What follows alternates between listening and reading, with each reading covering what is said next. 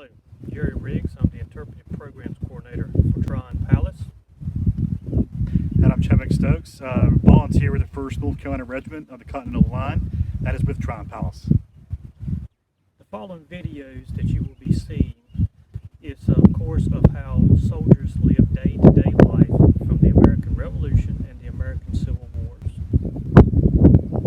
In this video, to start off with, what we wanted to do is just kind of educate everyone at home, kind of the purpose of these videos that you're going to be seeing. The main purpose is to address the concerns with the pandemic that we've been experiencing. And what we wanted to do, even though we can't bring anyone to the historic site that's Tryon Palace, what we wanted to do is still bring this educational experience to you at home. And then, like Mr. Riggs was saying, and in these videos, what you're going to be seeing is life as a soldier, not only in the American Civil War, as Mr. Riggs addressed, but also in the American Revolution. And some of the things that you're going to be seeing include open fire cooking, weapons demonstrations, etc. All wonderful things that a soldier had to experience in both conflicts, and you'll see plenty of different experiences. Now, going back to the pandemic, we wanted to make sure that we educate you that we were taking plenty of precautions and making sure that everyone that's part of this production staying safe and healthy, maintaining a reasonable distance. That's why you may not see as many close-ups in the videos that you may want to, but you're more than welcome to submit any questions that you would like, and we'll be more than happy to answer them. Thank you.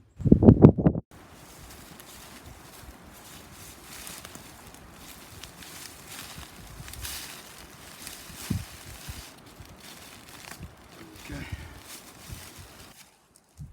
We've just crossed the woods here in this vast wilderness. The idea that there's some redcoats in the area. We've been informed that, and so we tried to walk through and scan the area and listen very closely to see if there was any redcoats out there and were any loyalists. So far, we have not seen any, but you never know. Now, in this video, what we wanted to do was kind of showcase the two different types of infantry that were in the Continental Army.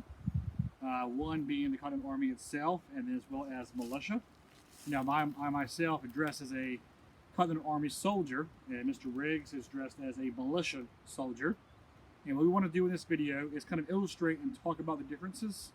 And so first, I'm going to turn it over to Mr. Riggs, and he can explain all the details being part of the militia. Yes, being part of the militia, when the war first broke out, of course, farmers, you had townspeople, you had backwoods country, way back in the woods. They went with what they had. It could be everyday clothing, stuff that they made. They had fowler pieces, which is more like a modern day shotgun, but it could also use as a musket as well. The typical dress would have been something what was called a hunting frock or a hunting shirt, and this is what I have on. Basically, it's linen. It's just a body, with sleeves added to it, and it's got 2 layers of cape on it. This is actually designed to help with the water. So when it rains and it gets wet on you, you can drip off these tassels that's hanging. It's very simple to make, very quick to make. Notice I have long trousers on. Continental Line Army has got knee breeches. Long pants was around before the American Revolution. However, it was more accustomed to people in the back country, in the wooded area. This is more of a fashion of the time period. So there is the difference of the pants. Long trousers really became popular in the 1790s. Our shoes is basically the same. No left and right. They're buckled as a closure. Chadwick has got splatter dashes on. Those are designed to keep sticks, trash, things like that from going down in your shoe. Plus, it also helps protect the lower leg. Now, I will tell you about these splatter dashes. Not the easiest thing to put on. As you can see, the buttons are on the outside. It kind of slides over the top of the shoe, and you button down the sides. So it's kind of an awkward position there, but not exactly very easy to button these. He has long socks on, and if you could see those socks stretched out, they come mid-thigh, which would be right about here. I have also my accoutrements. I have canteen. I have matter of fact, a British canteen. Chadwick's got a wooden canteen. A lot of times soldiers on the battlefield, if they come across something that's better than what they had, and the enemy soldier didn't need it anymore, let's just say it was confiscated. I have haversacks. Same thing generally what the regular army has got. Knapsacks, you could have snap sacks, which is basically a long piece of material with a slit in it. It's got a sack on both ends. You put stuff in each end, and sling it over your shoulder. And the stuff in the contents of the knapsack was gone over in a previous video. Headwear, tricorn, that was basically a military hat. It's also part of the custom. Myself, being from the backwoods, I have a hat that I can use for more, I guess, more friendly ways, because with my hat, the sun can be out of my eyes, whereas his turned up, sun can get to his face, sunburn, rain, there's nothing really there to protect it. Rain for me, you puddle up and run off the side. Firing the weapon, I can always take my hat, turn it up like this, and I got a good clean direction. So basically the uniform I have on, all linen. This jacket is wool with a wool lining. Trousers are of linen. Sometimes they were made of wool as well. Now I'm going to turn this back over to Chad. He will finish up this video. Sure. Thank you, Mr. Riggs. Now, I'm going to start with this coat here. This is what they call a French lottery coat. These were not readily available at the onset of the war for the Americans. Not by any means. And typically, you would have found the first couple of years of the war, you would have found more soldiers dressed very much like Mr. Riggs. By 1778, going into 1779, this is when you start to see more of these coats imported and purchased over from France. And once they're here, we started to make them ourselves as well. But this is what the given name for this type of coat is, a French lottery coat. Now, it is made out of wool, and I will tell you this is the perfect thing to wear in the wintertime. However, when you're in those marches in the summer, it is definitely not ideal. Now, the waistcoat underneath is made out of linen.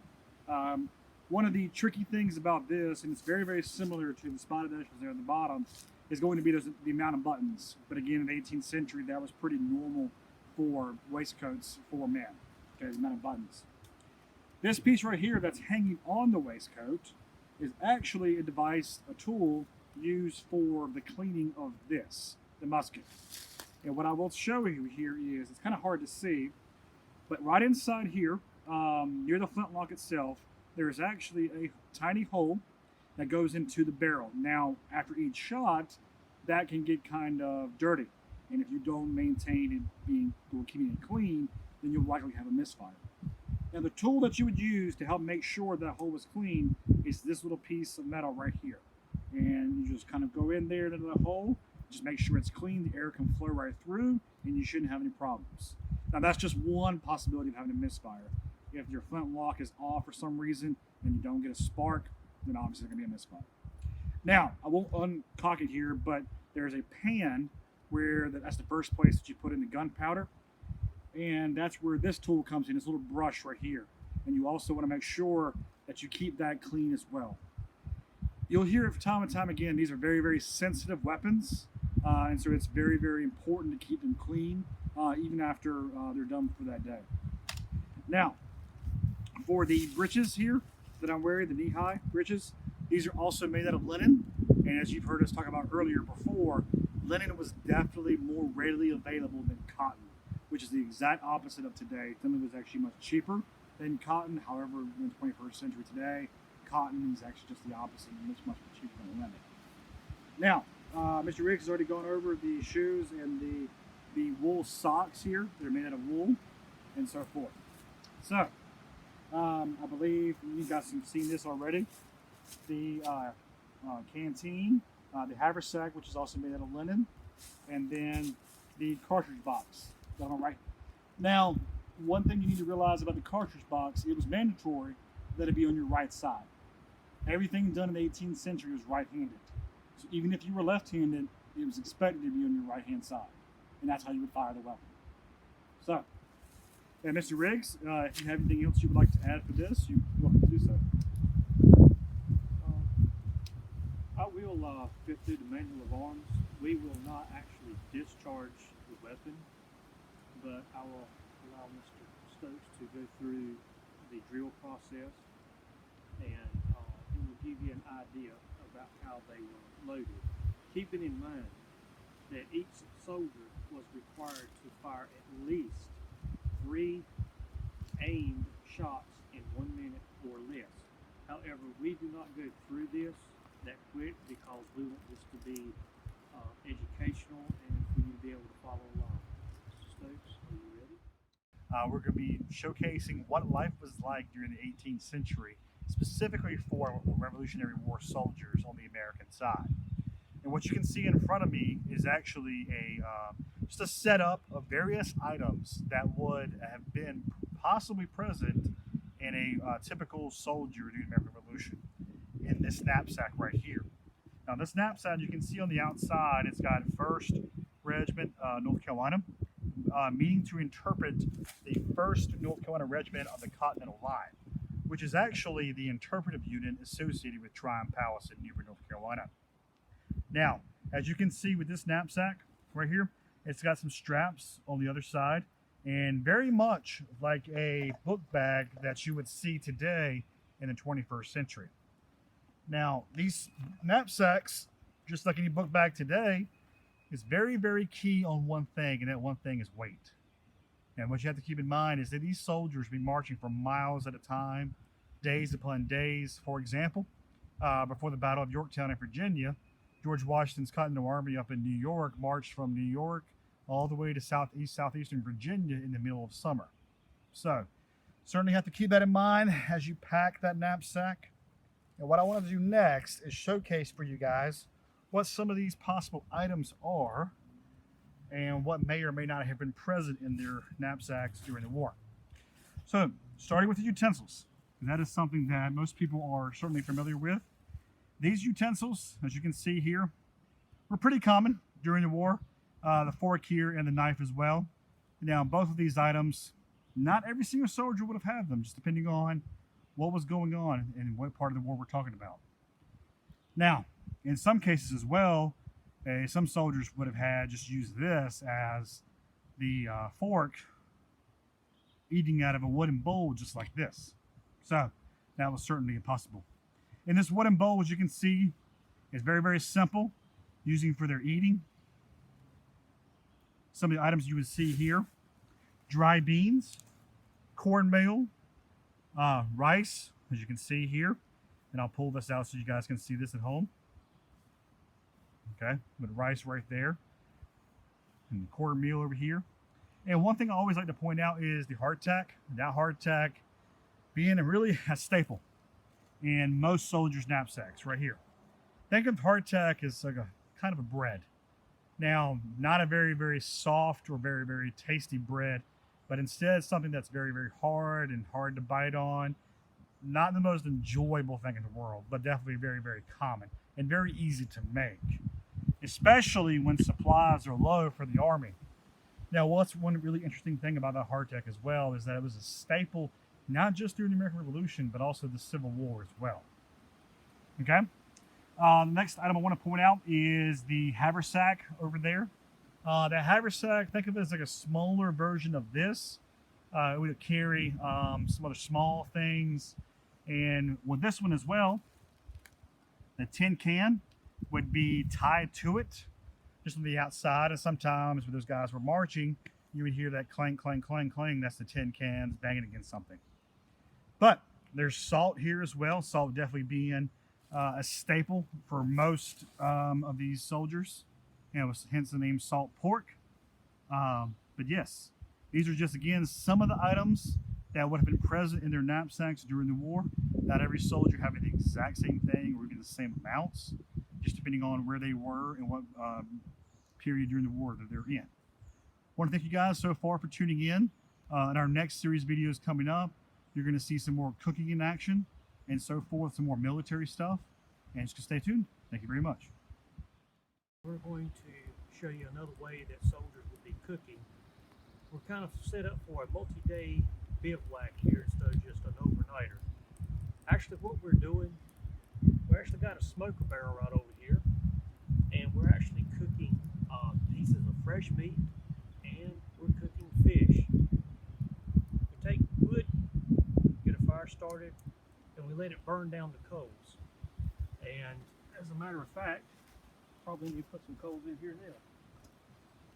We got this shovel we got from a loyalist plantation. We have to take these coals. We've got a little hole under this barrel. And we shovel the coals in there, and we control how fast the fire burns by actually blocking off this area to cut down the oxygen. Now you notice these sticks that stick it into the barrel. Obviously, we take the fish, we gut the fish, leaving the head on. We take a stick, reeds, since we're close to a stream, reeds work very well. Sharpen one end, you insert it through the mouth of the fish, through the body of the fish. But first you put it in the barrel, slide the fish on it, let it go out the other side.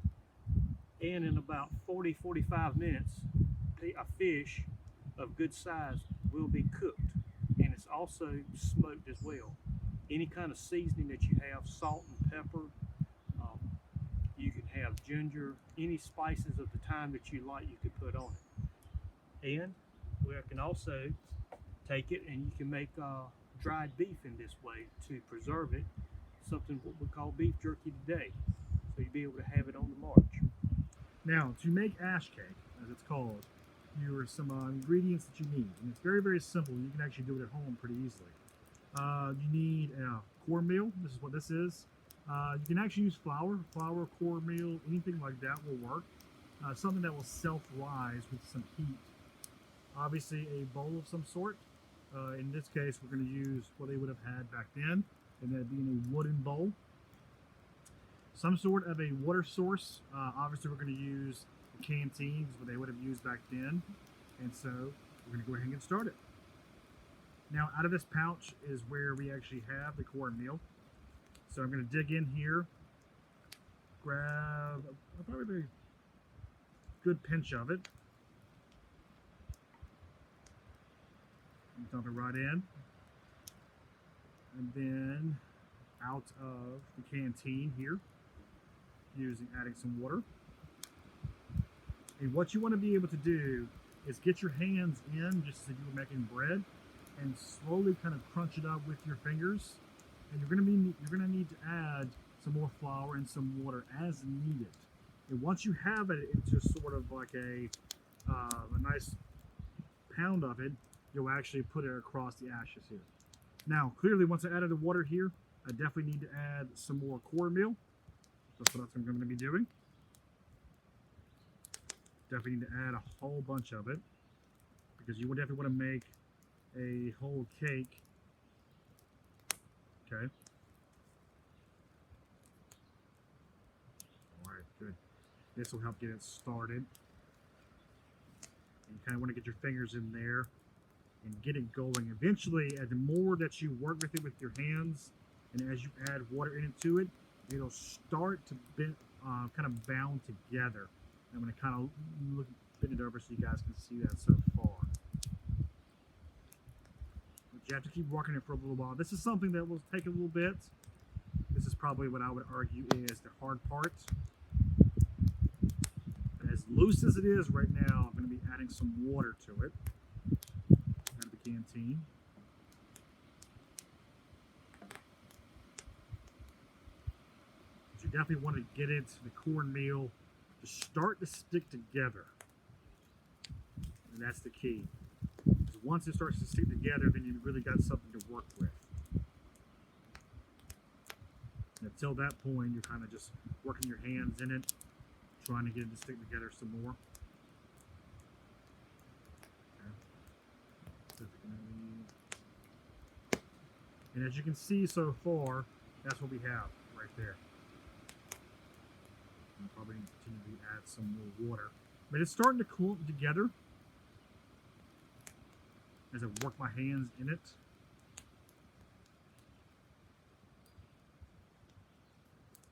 And eventually it's going to reach a almost what looks like a pancake almost. That's kind of the point where you want it to get to. And once you have it at that point, then you're going to lay it across these ashes right here, and hence the name ash cake. And what you'll do at that point, once it looks like a pancake and you lay it down, you'll actually cover it with ashes from the fire, and you can use a tomahawk here and just move those ashes over, and it'll actually cover it. If you look right here, we have already started taking the cornmeal that was pounded up really good after it was taken out of the wooden bowl. We placed it on top of a pile of ashes, and now all I'm simply doing is just finishing covering it with ashes. And what happens here, it's sort of like a chemistry experiment almost, but in the ashes provide the heat source to actually cause that cornmeal to really bound together and to really rise to into cakish bread. And that's kind of what we're looking at. So give it about 10 or 15 minutes or so, maybe closer to 10, and that ash, well, the heat from the ashes will actually cause it to rise. And you have to be very careful though when you're pulling the ashes off that fire. You do not want to add any dirt, so to speak. You don't want to grab any coals, because that's going to give it a very, very poor taste. And it's going to be very charcoaled off, and you don't really want that. What you want is just simply the ash to go underneath the bottom as well as over the top, and that'll simply provide the heat to complete your final product. I'm dressed as a 18th century militia soldier, and I'm going to go over the equipment that I would have, the same as some of it would be part as the Continental Line soldier as well. First of all, I have this bag on my back. This is a knapsack, and in it I keep things that is very necessary that I would like to have with me to help me sustain life. Main thing would be a blanket. I have a fire making kit, flint and steel. I have a candle. Also, I have a maybe a extra ration that I did not eat the previous day before stored in there. Things that soldiers would actually need would be kept in that, or it could be rolled up and thrown across my chest here and wore it like a mule collar. Everything you put in this knapsack or in the blanket roll adds weight to your body, so you only carry the necessities of what you need. Cartridge box. This is where I keep the ammunition for my musket. I have a 1778 French model Charleville 69 caliber. And this is where all the ammo is for, extra flints and musket tools to use to help me facilitate and cleaning that weapon. I also have a hunting knife. Militia soldiers, when they joined the army, they were required to either have a gun, knife, or a tomahawk. I happen to have all three. This is used as a weapon. Also, it can be used as a tool. My tomahawk, same thing, can be used as a weapon or as a tool. And I also have a bayonet for the Charleville rifle. Also weapon, but also as a tool. Many uses that you can do in camp with this. I have a haversack, which I keep all of my rations in and any foraged items. I may be lucky enough to have a tin cup. If not, whatever I can find. Maybe make one out of a knot of a tree, make a cup with it.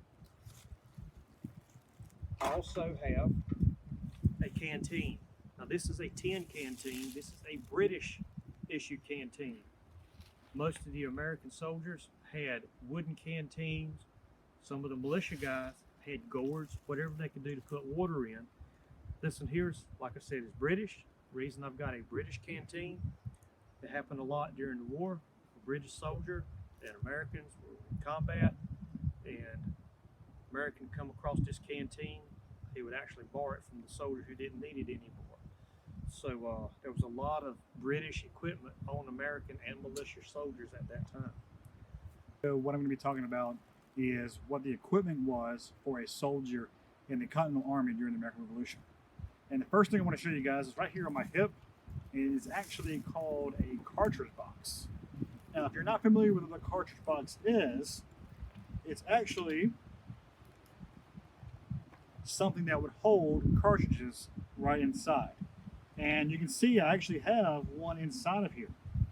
Now, this right here is actually the cartridge that would be used for this musket. Now, at the very end here is actually where the musket ball is. And inside this part right here is where the gunpowder. Now, if we were actually given the command to fire and load, we would tear it off, pour the gunpowder in, ram it down, and everything would be ready to go. But this is what's housed inside of the cartridge box, which is one piece of equipment for a soldier in the Continental Army. Now, as we said in a previous video, it's actually housed on my right hip because everything for the soldiers in the American Revolution was actually right-handed. So it also makes it very easy to get a hold of if you are right-handed. And if you're left-handed, obviously you have an adjustment to make, but if you're right-handed, it's very, very easy to be done. Now, next, I want to talk about the actual canteen. That's right here. Now, typically, the canteen would be more so on the back, not on the right hip, but on the back side. Put you coming over. Now, this canteen is actually wood. Now, which is a clear difference from the British tin canteen that was actually shown by Mr. Riggs with the militia video. Now, with this one, it's actually out of wood, and the top here actually pops off, as you can see there, and it's just tied together. Obviously, you would put water in there, or maybe something else. Typically, most soldiers just kept water in there. However, if a soldier poured water in there from a stream or a river, they were certainly taking a chance in terms of bacteria, but not something that they were already familiar with. So you want to make sure that you probably have put water in there that's already been boiled. So, canteen. Now, canteens have been used by the American Army up to this day. They just changed over time as far as the shape and look of them. Next, on the equipment side of things, is this haversack. Now, this haversack is made out of linen, as we've discussed before. Linen was definitely more readily available than cotton. Cotton was nowhere near as readily available as it is today. Now, inside this haversack, a soldier would carry just about anything that was small, obviously. The rations, equipment to eat. I know inside mine here, I actually have this tin can, this drinking cup. Now, this cup, you can actually eat out of it. Some guys would do that, but most of them would obviously drink water or black coffee with no cream or sugar or anything like that, but that would be the purpose of that. Welcome back, everybody. In this video, what we wanted to do was give you a glimpse, a taste of what it was truly like for a soldier in the midst of battle during the American Revolution from the American perspective. And what you can see here, Mr. Riggs on my left, he's actually reloading as quickly as possible. He's firing shots as quickly as possible. Remember, the expectation for a good soldier during the war is 3 shots for every minute. That's 20 seconds per musket fire. Okay, that's the expectation. And remember, he's taking on fire from the enemy. And what we're trying to do here is give you a taste of what it was like, okay, in the midst of battle. Now, what he's simulating here, he's crouched behind the trench or earth mounds here. You can kind of see this. Now, back then, if they were setting up a true siege of the town, like in Yorktown, obviously those mounds would be a little bit taller. But here, we're making do with what we have. Now, speaking of Yorktown, the siege of Yorktown in October of 1781, the American forces and the French forces combined set up trench or earth mounds outside the city and launched fire into the town where Cornwallis was set up. Now, Mr. Riggs, we don't have it here, but if you can imagine artillery fire behind Mr. Riggs shooting across into the town or wherever the enemy lies, while the infantry soldiers like Mr. Riggs here will be lined up all throughout here, returning fire, trying to stay low, trying to stay as protected as possible, because they know the lower they are, the more hidden they are. This is actually a style of fighting that you will see again in World War I, very, very similar. Some differences in that war, but it's still in the same path.